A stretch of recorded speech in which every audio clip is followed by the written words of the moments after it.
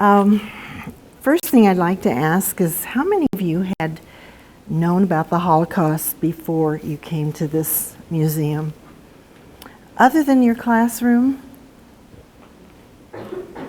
Other than the class? I'm just curious how, that worked out. I'm Marge Belinsky, and I am a survivor. I was a child, though. I was born in 1933 when Hitler came to power. And I feel like I don't want to call myself a survivor. I'm just a lucky person. Now that you've been through the museum, you've seen that survivors come from many different places and have had many different experiences. Some of them have, of course, gone through the camps. Most of them went to the camps, but there were those that were hidden, and there were those that went to Eastern, ran away from the Nazis, like went to Shanghai, China. There were those who escaped to other countries, and I also got to the United States because I had someone in Oklahoma, my aunt, who paved the way for me. And so I have Parkinson's now, and I can't talk as long and as thoroughly as I used to. So I had made a film, and the film had a dual purpose, not only to be my voice when my voice goes, but for my children, so they would know what my parents had told me. And there are so many questions I wish I had asked, but this is the film. I'm going to play it, and then we'll talk about it and some questions you might have afterwards, okay?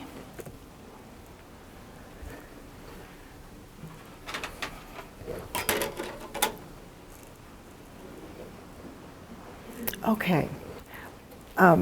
What time do you need to be out of here, teachers?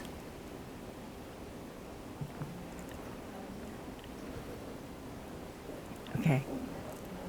10 minutes. 10, okay. First of all, does anyone have any questions about what they saw? Well, I'll just have to make a few comments. I used to think that in the small towns we were protected from the Nazis, and I found that actually we were more visible in small towns, and people were they would be singled out if they talked to us or were friendly with us. So actually in the big cities they could go to another section of the city or go to an apartment and try to get by. But in the small towns it was rougher. These are people who had been friends for years, had to not show anyone that they were friends of Jews.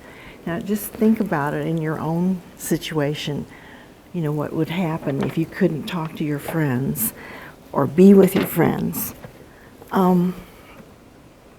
The house, why would my father go into this problem of building a house when he knew Hitler was coming to power and things were going to get bad? Anybody want to venture a guess? Okay. To stand up for what we believe in? Partially, but no, there was a more practical side of it. Uh-huh. The place where you were staying in, like, you weren't sure if you could trust the people? Correct. We would be probably thrown out because we were renting. So he was making an investment in our future to be sure that if he was arrested, there would be some shelter for his family. So, and there was another reason too. The money that was in the bank was eventually confiscated, what was left, but he was able to build a home from it. So there are practical things. The school also, my sister couldn't go to school after a while because the Jewish kids were barred from the school, and even the teachers, if they didn't join the Nazi Party, they would be fired and lose their jobs. So that also happened. It's interesting how a whole community can be slowly indoctrinated with a hate philosophy, and that's what I hope the film will show to people, that this shouldn't happen again. At school also, have you ever been picked on? Or even not picked when someone's choosing a team? So you could feel what discrimination feels like. You would get a sense of what it is. Anybody here have any thoughts on that? Where they've been discriminated against? Well, those were the types of things we had to endure. There were acts of kindness in the film, however. The neighbors that gave the party. And when I went in 1982, there was some people who told me that there was a ban on Jews buying any bakery goods or bakery flour. They couldn't buy at the local supermarket. It wasn't a supermarket, it was just a market. And they left bread under a tree for Aunt Paula and some others, and that's how the acts of kindness that they could do. The Crystal Night was really just a warning. And then, think about yourselves. If you had to leave your home very quickly, where would you go? Do you know another language? Do you have relatives overseas? Do you have a profession that you could change to or learn to support yourself? Lots of questions had to be wrestled with, and you would too. You'd have to wrestle with them. And it wasn't easy to get into the United States. You needed 5 copies of, say, the birth certificate and some of the other papers. And they didn't have copy machines like we have today. They didn't have computers. You wrote letters and didn't send them by email. So it took time and to get, that kind of thing. I think that's about all I really will go into for now, because you do need to get home. But I guess I urge you to interview your relatives. Do any of you have grandparents or great-grandparents that were in World War II in Europe? Anybody here want to raise their hand? Okay, what? Excuse me?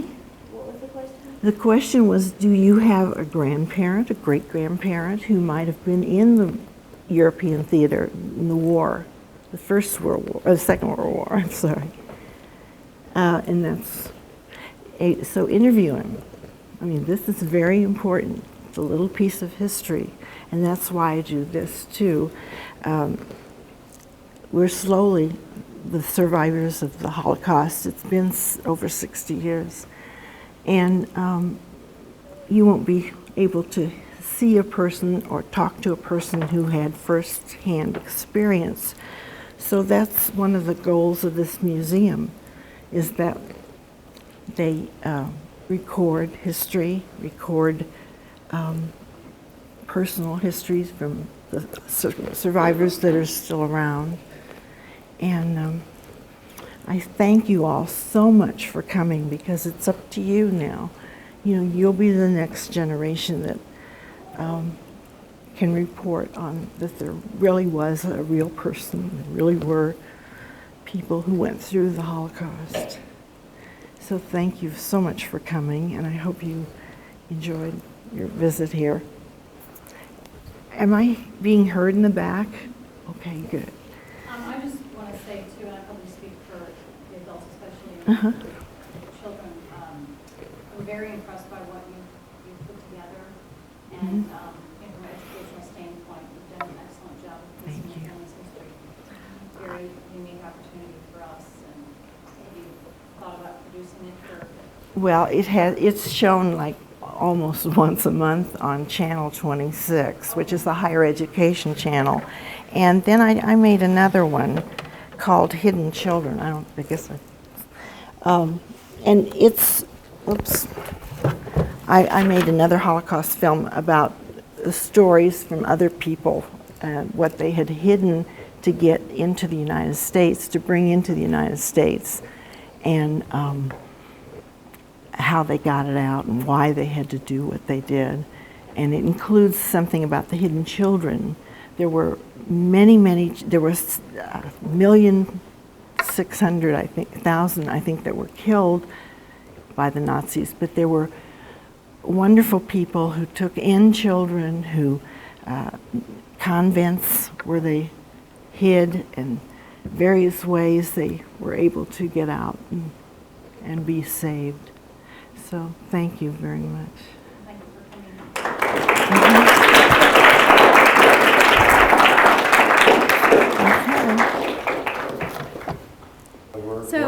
So I just kind of tell me your name. Tell Okay. me your story.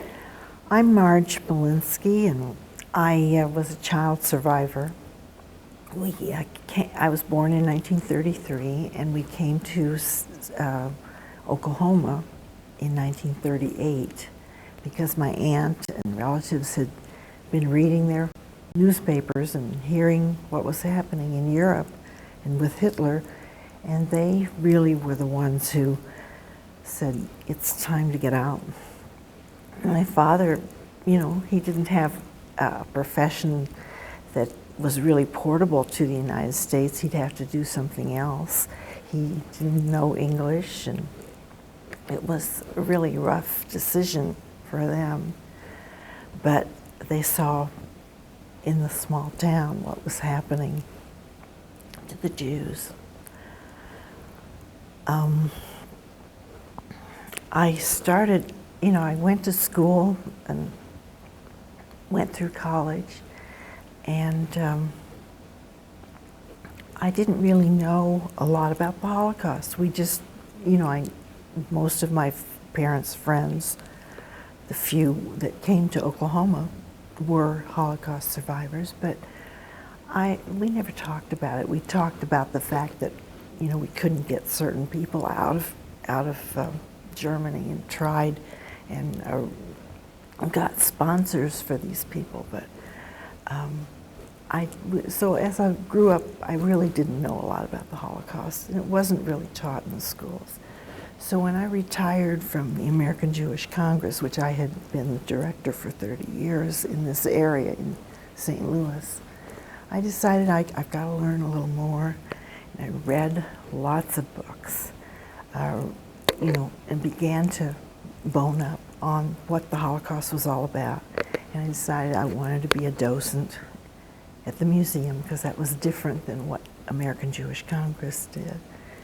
And after docenting a while, I figured, I have to tell my own kids what my parents had told me because they were gone now, and I just found so many things I'd love to have asked them. So I decided I would make this film called The Locket. And I wrote it and produced it, found the money to produce it. That's what I didn't even know what a producer does.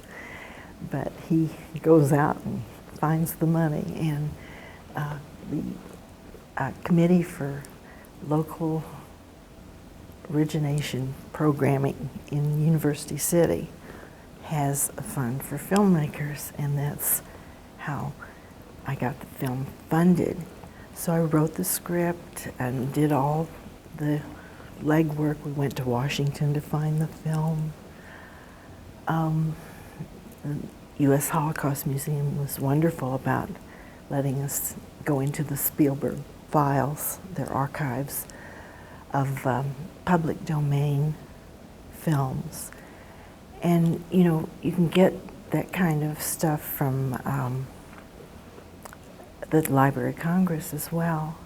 And so it was really a labor of love to put that film together. And then kind of took a little bit of a life of its own. And it's been at film festivals. It was I sent it to the mayor of the town that I grew up in. And he had it synchronized, where the German translation is done and you hear the English and the German, but you can turn either one up. And it was the centerpiece for an exhibit on Jews of that town. I mean, they didn't know who the Jews were, the next generation. And also, an interesting thing happened. I got some emails from 2 women in that town. They had bought the film when the exhibit was, and the mother wanted to show it to her grandson. And so she did, and this daughter began talking to the mother about the Holocaust. They didn't know anything about it. And she was very good in English, so she emailed me and she says, would you talk to my mother for me? And my mother was wanting to do something for you. And it became a friendship I'm still emailing back and forth. Other things have happened.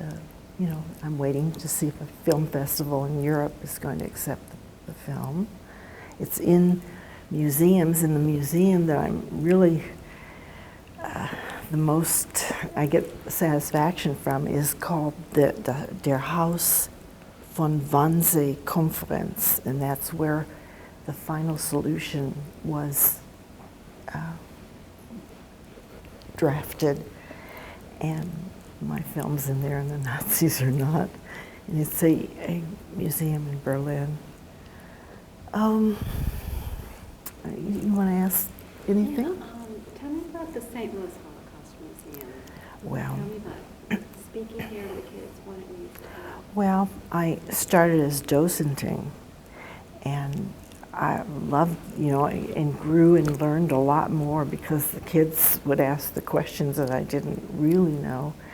And then I got Parkinson's, and I figured I couldn't do that very much longer, and it was harder to walk around the museum with the kids. So I became a speaker, a survivor speaker.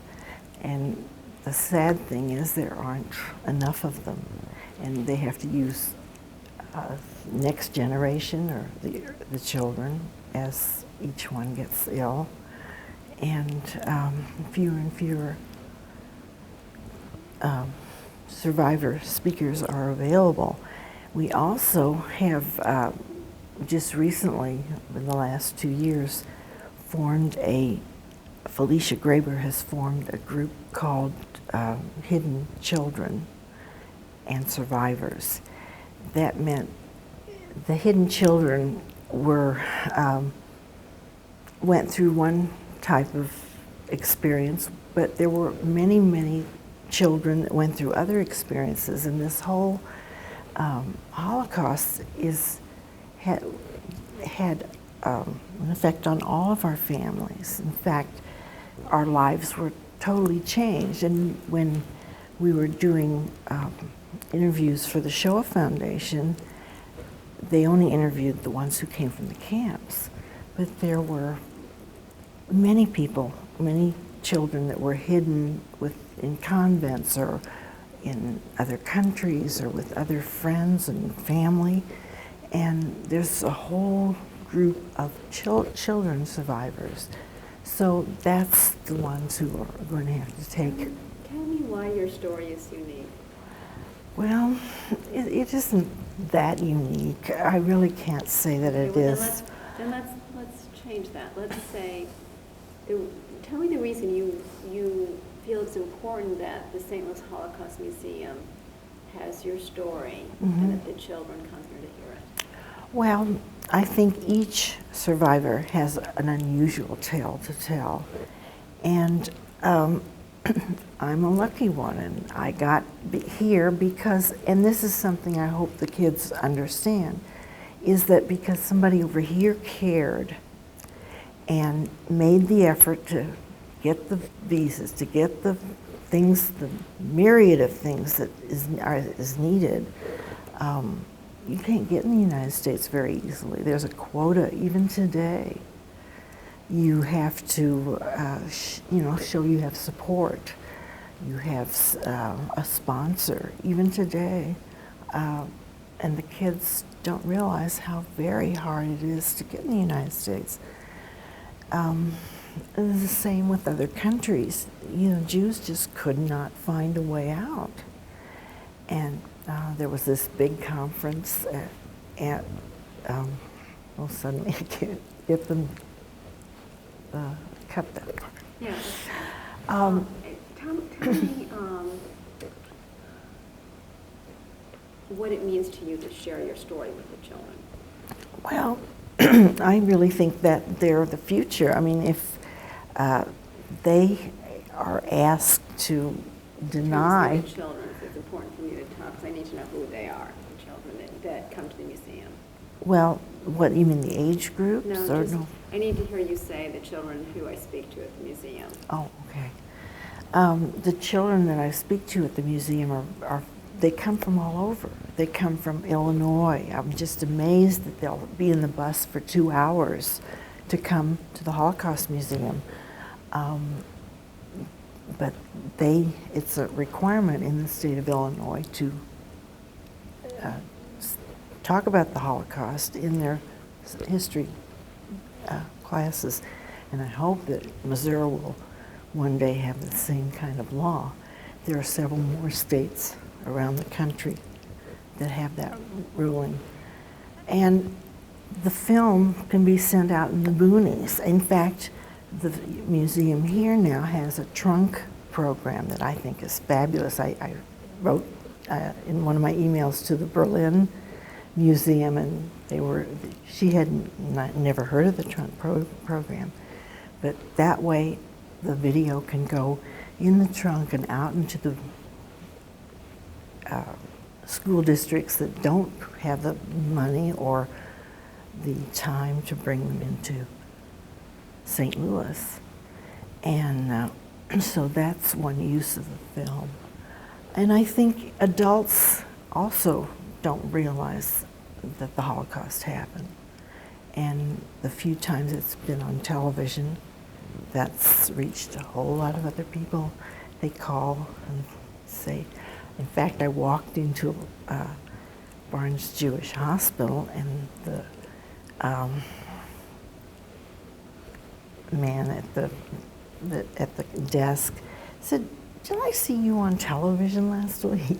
And he related to it, and he talked to me about the Holocaust. What do you want the kids to come away with after seeing it and hearing you?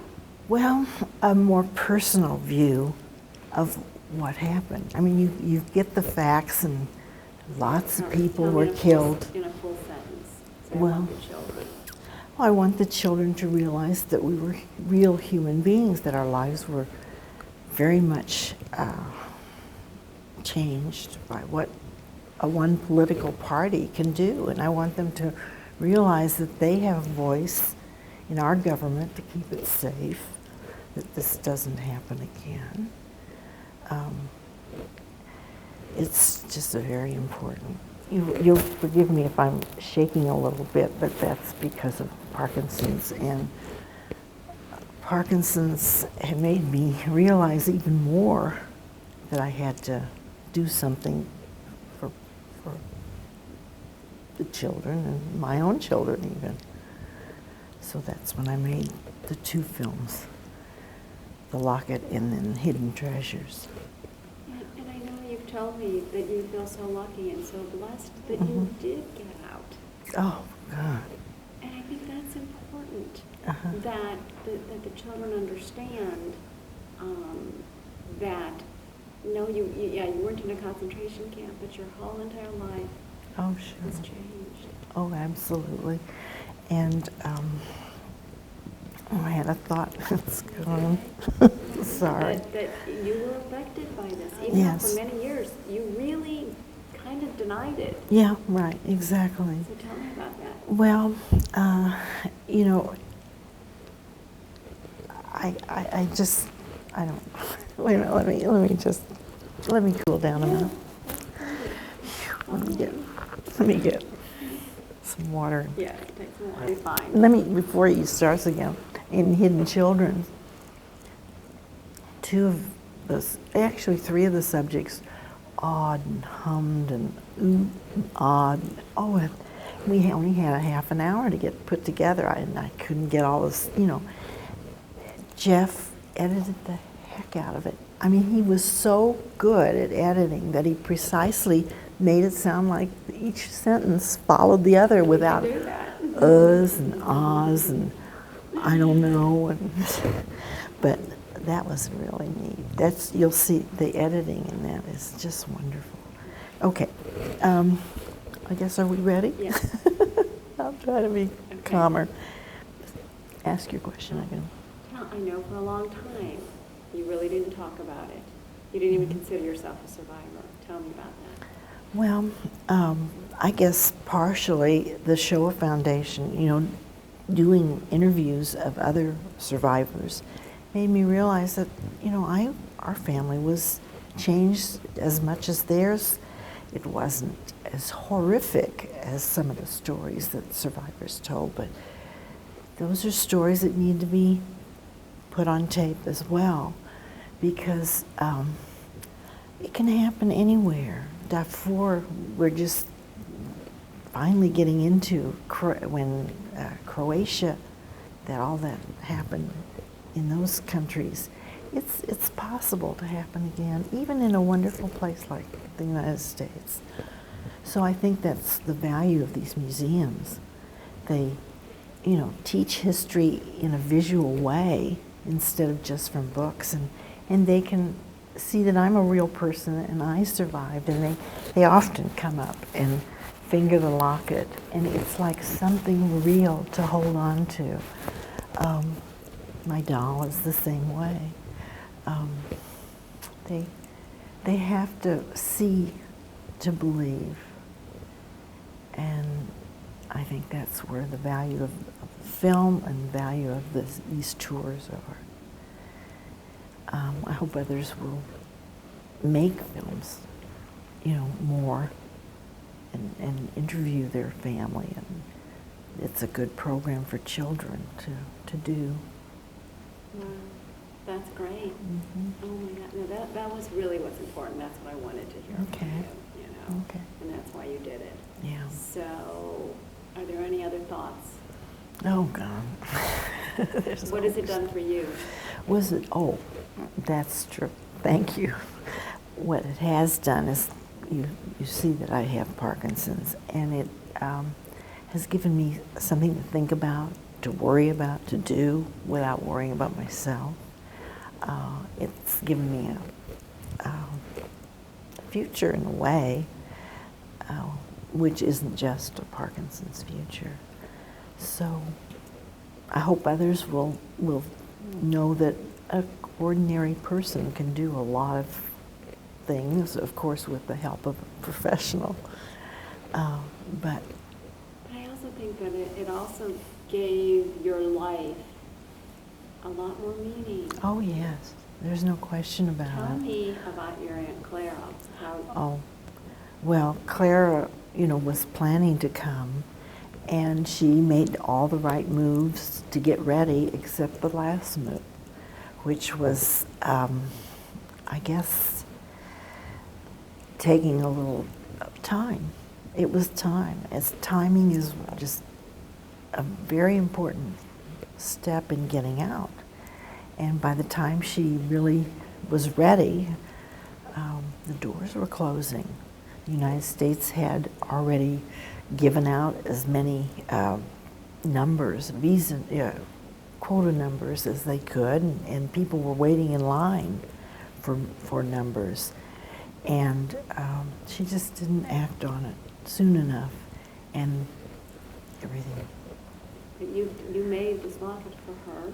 Well, You wear the locket. I wear the locket, and it it's my tribute to her, and it's a way of tying myself to what happened in Germany. And it's a gift a wonderful gift you're giving everyone. Thank you. Thank you. I appreciate that.